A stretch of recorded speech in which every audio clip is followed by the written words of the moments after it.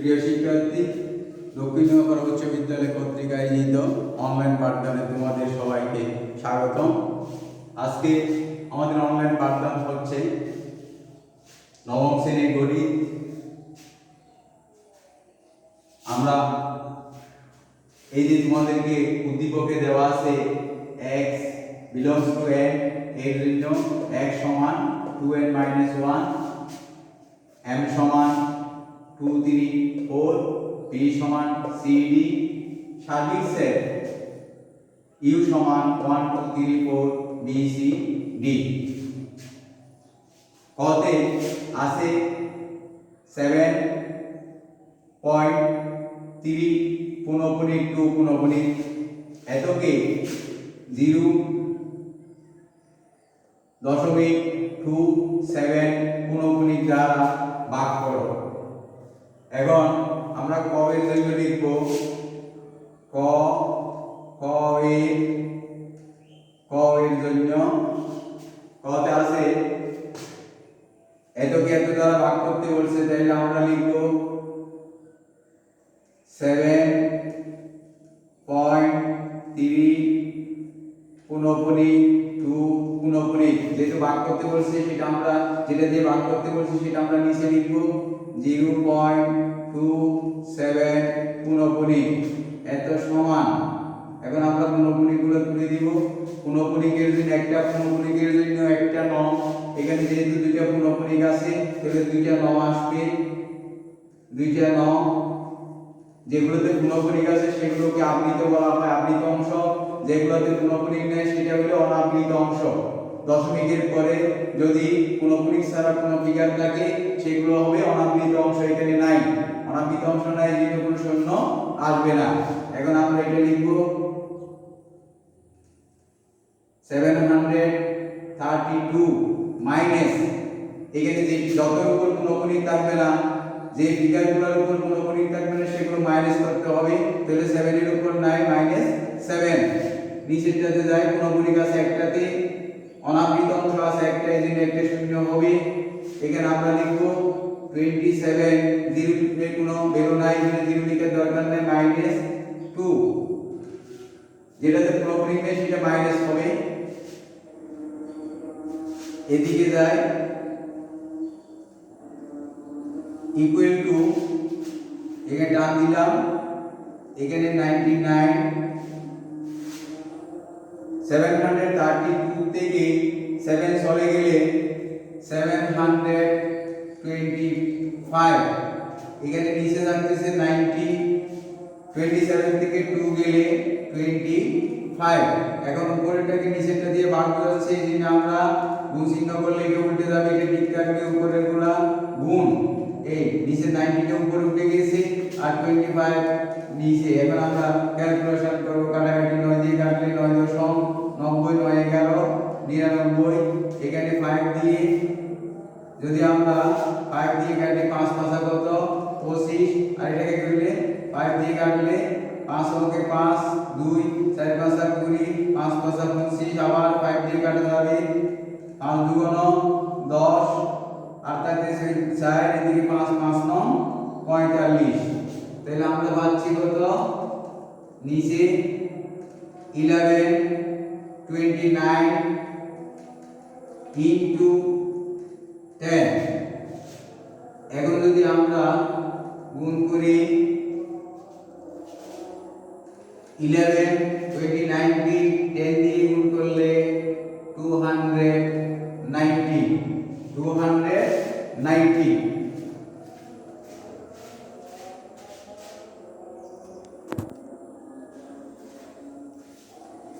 এখন আমরা 11 দিয়ে 290 কে ভাগ করি, এদিকে 11 দিয়ে 290 কে ভাগ করি, 11 19 এ দিতে যাবে দুইবার, 11 2 হলো 22, বিয়োগ করলে আমরা পাবো 7, আর দুইটা নামাইলে 70, 6 11 66, আর থাকতেছে কত 4। এখন যদি আমরা এখানে একটা শূন্য দিয়ে এখানে একটা দশমিক দিব, তাহলে 3 11 33, আর থাকতেছে 7, 0 দিলে 6 11 66, 4, আবার 3 বার 3 11 33, আবার 0 দিলে 6 11 66, তাহলে পাইতেছি কত?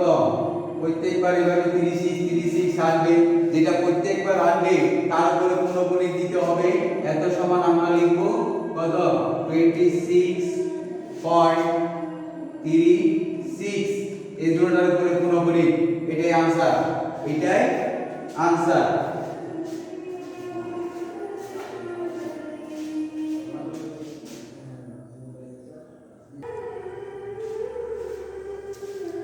এখন আমরা ক নম্বরে যাই। ক এর জন্য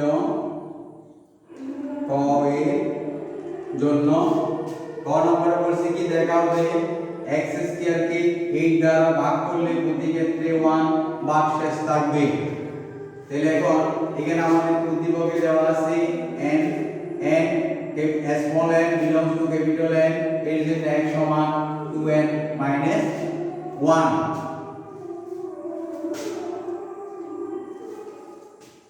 এখানে x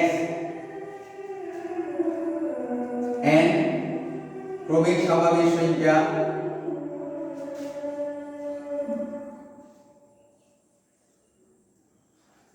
n হলো ক্রমিক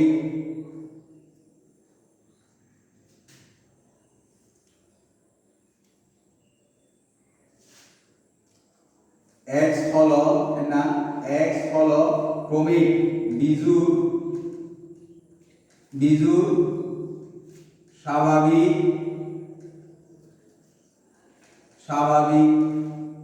সংখ্যা, x সমান 2n minus 1, যেখানে small n belongs to capital N।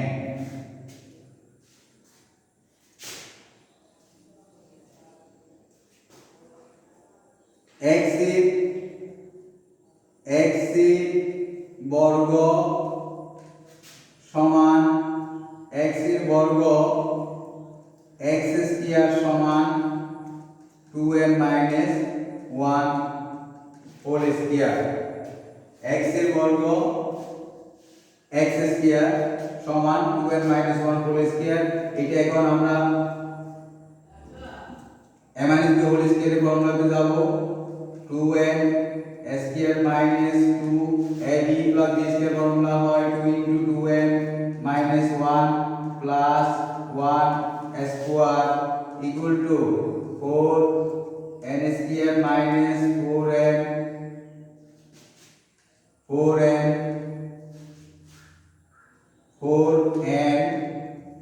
plus 1। এখন আমরা এখান থেকে দুইটার থেকে 4n টা কমন নিতে পারি, আর থাকবে n minus 1 plus 1। তাহলে আমরা x স্কয়ার সমান পাইলাম 4n into n minus 1 plus 1। এখন আমরা লিখতে পারি n এদিকে যে পাশে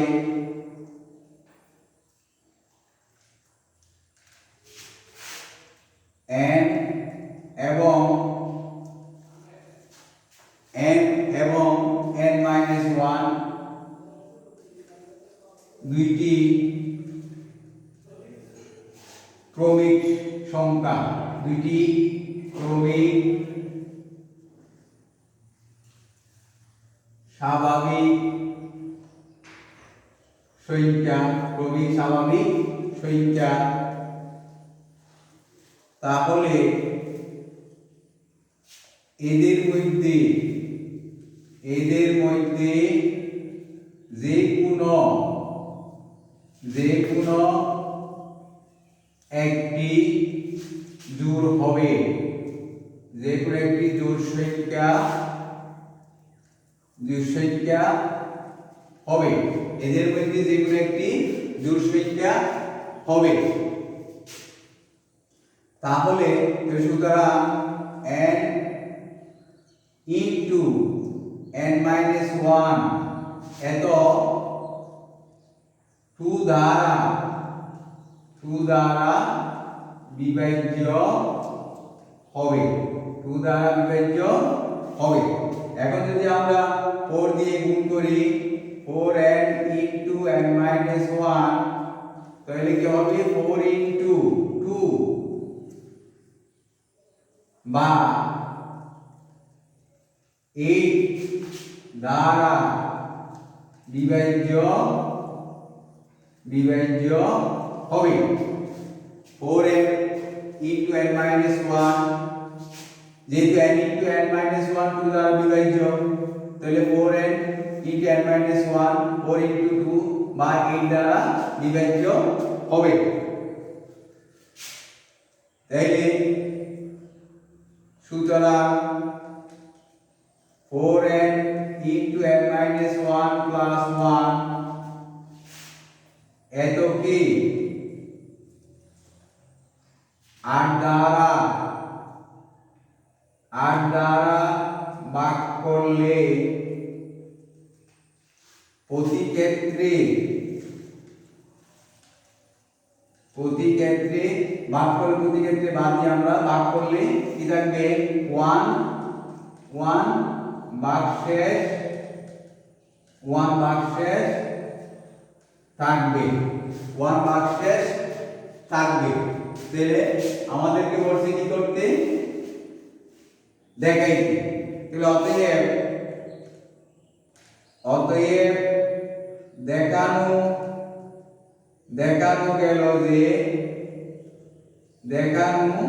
গেল যে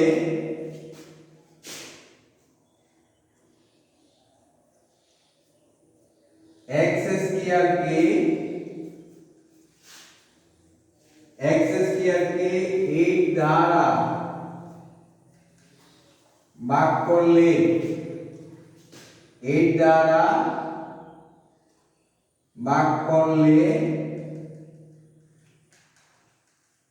প্রতি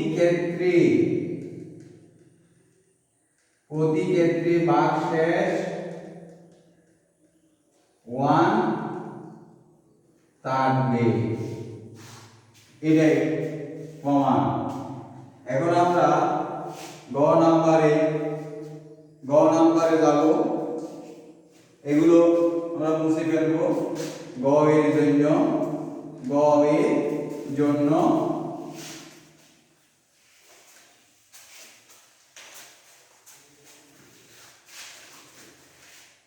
এখানে লিখবো আমরা গ এর জন্য গতে বলছে কি প্রমাণ করো যে m union p whole prime equal to m prime intersection p prime. এখন আমার প্রথমে m ইউনিয়ন p এর মানটা বাইর করতে হবে। আমরা এগুলো বাইর করিনি। তাহলে m ইউনিয়ন p বাইর করতে গেলে m এর মান p এর মান লাগবে। তাহলে আমরা এখান থেকে লিখব উদ্দীপক থেকে দেওয়া আছে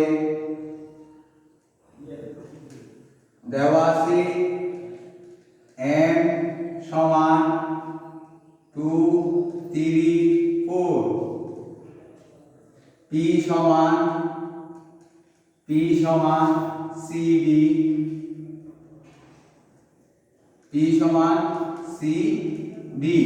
সার্বিক সেটের মানটা লিখতে হবে যেহেতু প্রাইম আছে। তাহলে সার্বিক সেট u সমান 1 2 3 4 b c d। তাহলে প্রথমে আমরা m ইউনিয়ন p টা বাইর করে নিই। m ইউনিয়ন p সমান m এর মান 2 3 4 ইউনিয়ন p এর মান হচ্ছে cd। ইউনিয়ন ক্ষেত্রে মিলনের ফর্মুলা বসে তাহলে 2 3 4 cd। এখন এদিকে আমরা m প্রাইম বাইর করব।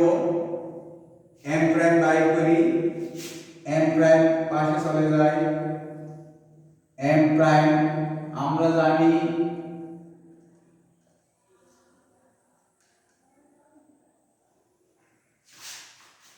m প্রাইম সমান সার্বিক সেট বাদ m। সার্বিক সেটের মান হচ্ছে 1 2 3 4 বি সি ডি এম এর মান হচ্ছে 2 3 4 তাহলে 2 3 4 বাদ দিলে আর থাকে 1 বি সি ডি। এখন আবার পি প্রাইমকে বাইর করে নিই এবং পি প্রাইম সমান সার্বিক সেট বাদ পি। সার্বিক সেটের মান 1 2 3 4 বি সি ডি মাইনাস পির মান হচ্ছে সিডি, পির মান সিডি। তাহলে সিডি বাদ দিলে আর থাকবে 1 2 3 4 বি। তাইলে এখন আমরা সবগুলো পাইলাম মান। এখন লেফট হ্যান্ড সাইডে লিখতে পারি লেফট হ্যান্ড সাইড সমান এখানে আছে M union P whole prime. Prime বাইর করতে গেলে সার্বিক সেট থেকে বাদ দিতে হবে। সার্বিক সেট থেকে আমরা এম ইউনিয়ন পি এর মানটা বাদ দিব। সার্বিক সেট বাদ এম ইউনিয়ন পি। তাহলে সার্বিক সেটের মান হচ্ছে 1 2 3 4 বি সি ডি বাদ এম ইউনিয়ন পি এর মান 1 2 3 4 সি ডি 2 3 4 সি ডি। তাহলে 2 3 4 সি ডি বাদ দিলে 1 বি 1 বি 2 3 4 সি ডি বাদ দিলাম। লেফট হ্যান্ড সাইডে 1 বি। এখন আমরা রাইট হ্যান্ড সাইডে যাই। রাইট হ্যান্ড সাইড সমান M prime intersection P prime. M prime এর মান বাইর করছি আমরা 1 B C D 1 B C D intersection P prime এর মান বার করলাম 1 2 3 1 2 3 4 বি। তাহলে ইন্টারসেকশনের ক্ষেত্রে বাদ যায় যেগুলো মিল থাকে সেগুলো লিখতে হয়। কি মিল আছে এখন দেখি আমরা 1 মিল আছে আর কি মিল আছে বি মিল আছে। তাহলে 1 1 বি। তাহলে left hand side 1 B right hand সাইডেও 1 বি। তাহলে সুতরাং লেফট হ্যান্ড সাইড সমান রাইট হ্যান্ড সাইড। প্রিয় শিক্ষার্থী আজকের মতো আমরা এখানে অনলাইন পাঠটা শেষ করলাম। লেফট হ্যান্ড সাইড সমান রাইট হ্যান্ড সাইড তুমি এখানে লিখতে পারো প্রুফ লিখতে পারো প্রুফ প্রুফ লিখে দাও, লিখে দিলে হয়ে যাবে। আজকের মতো অনলাইন পাঠদান এখানে সমাপ্ত। আশা করি তোমরা সবাই ভালো থাকবে, অনলাইন পাঠদানগুলো দেখবে। এই বলে আমি আমার ক্লাস আজকে শেষ করলাম।